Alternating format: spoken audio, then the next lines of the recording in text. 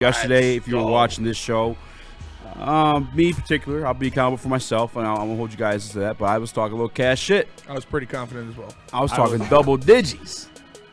I was right there. Now, Friday injury report, a couple odds.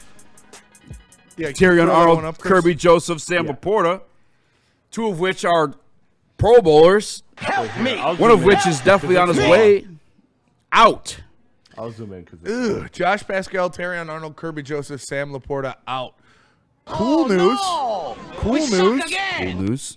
Malcolm Rodriguez, DJ Reed, Marcus Davenport, all questionable. Okay, I'm glad you said that because yesterday, I don't know if you were against me on that one, but like, I just didn't think it was possible. I think it's possible. It would be so easy to put them as out. Yeah.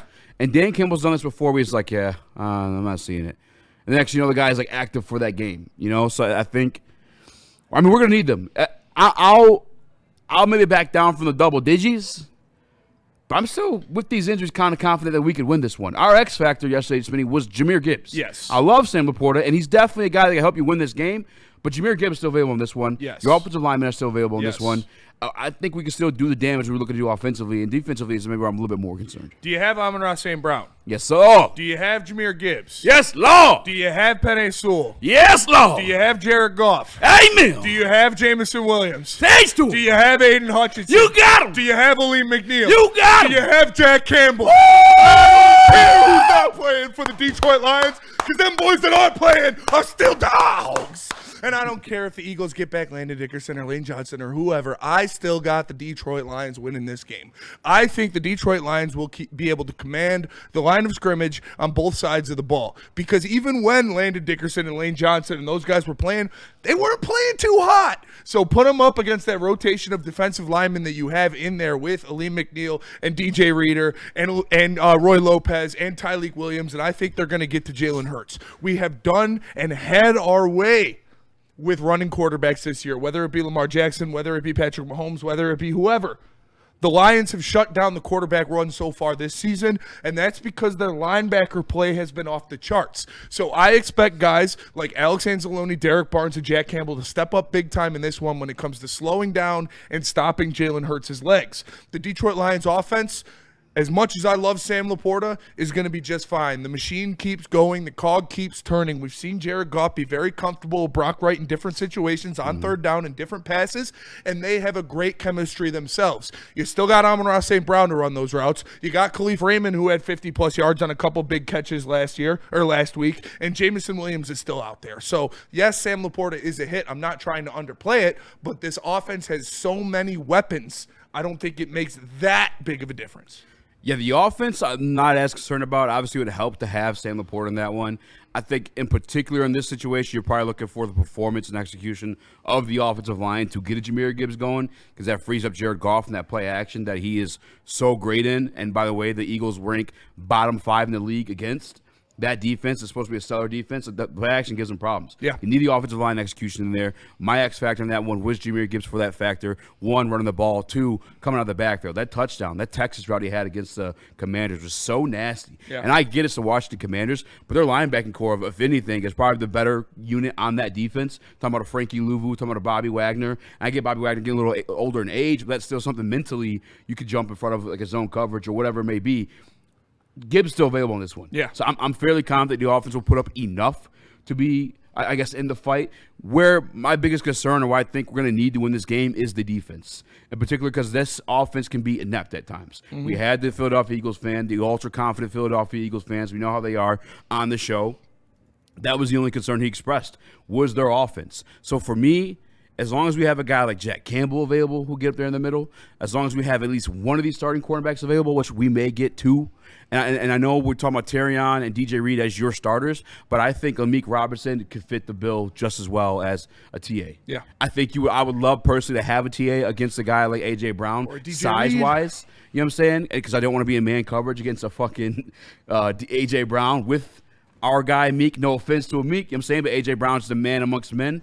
or a man amongst boys. I don't want to disrespect NFL players. Like, I don't call him boys, but he's just a fuck. He's the man. He's a man. And He's a big one-on-ones. dude. But I don't think we're going to be like that, man. I think we're going to do a lot of zone coverage. I think we're going to do a lot of the sneaky, weird shit we did against Lamar Jackson, a lot of the sneaky, weird shit we did against Baker Mayfield, confuse these guys, not give them rushing lanes. As long as we have those pieces available, I still think we can execute a game plan to shut down that offense and or create turnovers, which create extra opportunities for our X factor and Jahmyr Gibbs. Yeah, and you look at the Eagles' offensive line getting back some guys.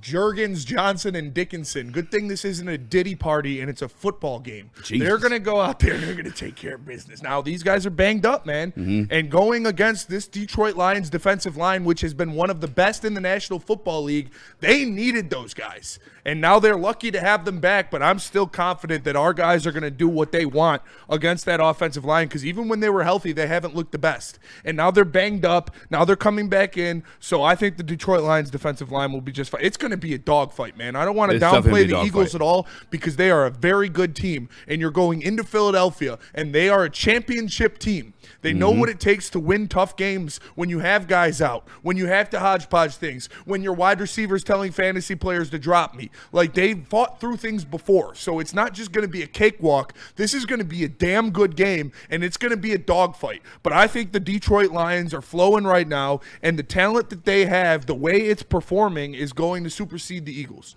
The other thing, too, is talking about a guy very important in this game for us, Nathan Hutchinson.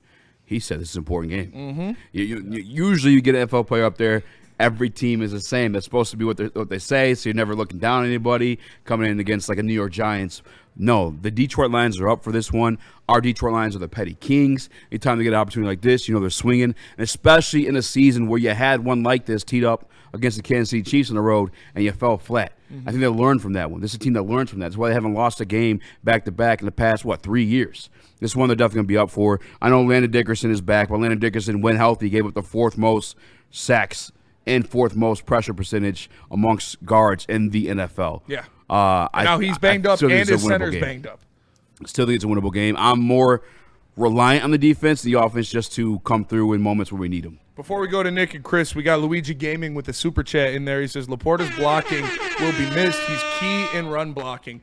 I think they can make up for that with wide receivers, Dan Skipper and Brock Wright. And Brock Wright is a blocking tight end. Yeah. That's his go-to. We still have him available on that one. Like you said, Dan Skipper, a lot more jumbos formations that we saw a lot of last week with the return of Dan Campbell, and we were very productive with the return of Dan Campbell. So, again, my whole concept of this, one of us being double-digi, as a dirty part of me was thinking Kirby Joseph would be available for this one. Obviously, he's the guy who's going to get you the ball and get that offense an extra opportunity. Another piece, too, was Terran Arnold on like an A.J. Brown, but we don't have them. It is what it is. I still think with the linebacking core, I think it was defensive line, we still should be good enough as long as we are solid against that run. See, I'm on the other spectrum with this one because I don't know if this offensive line is going to be able to match up well with Philly's D-line. Easy. I think our defense is actually going to hang up pretty damn good in this game, but the offensive line is gives me a little bit of fright going into this game against Philly's defensive line. If you think about when the Detroit Lions have lost this year and struggled, we threw up 17 points at Kansas City, and we threw up 13 points at Green Bay. Do you think we put up, 20 against a better or, as good as a defense? Like, all three of those are top 10. Yes. That's what concerns me. I think I think we do, and I think 2 words why is Dan Campbell, because he's the one calling the plays, because he's the one that's orchestrating the offense, because he knows how to play this game. He knows how to play to the strengths. He knows how to operate this game and this team to its highest level. Like, Johnny Morton was trying to fumble around his play sheet and go down the field on these guys. Dan Campbell will not have these guys looking lost out there against Philadelphia, and I believe they're strong enough to put up points. But when he looks lost, our quarterback Jared Goff, he looks for Sam Laporta on big third downs, who's not in this game, for that defensive line to be able to put pressure on Jared Goff on the road, hostile environment. That's what concerns me most, is sustaining the drives with a big play to your all-pro tight end that you're not going to have. That concerns me in this game on the road. Our offensive line banged up against that defensive line. That is my biggest concern of the game, bar none. That is the biggest concern of the game for me as well. I think it's a legitimate concern. That's phenomenal defensive line, one of the best in the league. We saw them completely shut down a quarterback like Patrick Mahomes in the Super Bowl. They finally got their guys back healthy, Jalen Carter, Nolan Smith. They added Jalen Phillips, and you're correct. But to your point with the Sam Laporta, this is an offense that set a franchise record in the absence of T.J. Hockenson with Brock Wright, Shane Zylstra, and whoever the fuck James else was Mitchell. there. This is an offense that's being play called by a former tight end himself, too, and Dan Campbell. I think Brock Wright is enough to get the plays. To just catch the balls that he's open for. I think where Sam Laporta is a little bit more extra is he is a receiver and blocker. He can do both, in fact, and he's a little bit of after the catch as well. Brock Wright might not give you that extra after the catch, but he's going to catch the ball right there if it's there for the first down. I got him there for sure. I just think I'm hoping. It's going to be a dogfight. Don't get me wrong. It's going to be a dogfight. I'm not talking double digits like I was. I'm not as confident as I was yesterday. Spinney called me out on a status, gave me a little question mark because the injuries do matter. I think a Kirby Joseph in this one is a huge advantage for us just because I think this defense is going to give us those extra opportunities. But I'm not counting us out of this fight. I still think we're coming in with the ability to win, I guess. And real quick, before we get Chris's thoughts on it, the Sam Laporta on third down stuff is definitely a concern because he is a security blanket. But thank God you got Amon-Ra St. Brown. And thank God that the last week we saw Jared Goff go to Jameson Williams, Brock Wright, and Khalif Raymond all on third downs, complete those passes, and look good doing it. So, yeah, he is probably the number one safety valve or has been so far this year for Jared Goff. But he's got a lot of options on third down, and I'm not too worried about that one. Yeah, I'm not worried about the offense. And look, normally when I would say like when an offense has a bad performance like Philadelphia did, for the most part, they were struggling to get started against Green Bay. I would say usually they're primed for a bounce back, and I do think they'll be better than that performance. But I think that's also indicative of what Joe said yesterday on our show. Like, this team just struggles offensively to get a rhythm, so it is so important early on. If Detroit just punches them early in the mouth and scores early and builds up a lead, it is going to make Philadelphia have to play differently. And that is going to be favorable to our defense because you're right, Easy. If we had Kirby in this game, I would lock the Lions. I would feel so good about the Lions in this game. No disrespect to the Eagles, but I think that the offensive talent plus the defensive playmaking that Kirby provides would push us over the edge. But without him, I still feel like if that offense can be your defense, we saw that be a blueprint of success for this team. We saw this team get to the NFC Championship with just their offense being their defense. Like, that's how good their offense was. So I think this is a game where this has to be offense-driven. This has to be offense first, and I think it's going to be. I think you're going to see a lot of Dan Campbell going for it on fourth. You're going to see a lot of aggressiveness from this team, and that's because they have to. Not because the defense is inept or anything, but because this team will go as far as their offense goes, like Nick said. Their two losses that you point at, Green Bay and the Chiefs, it was because the offense wasn't going. It wasn't because of defense. We both said in both those games, the defense was good.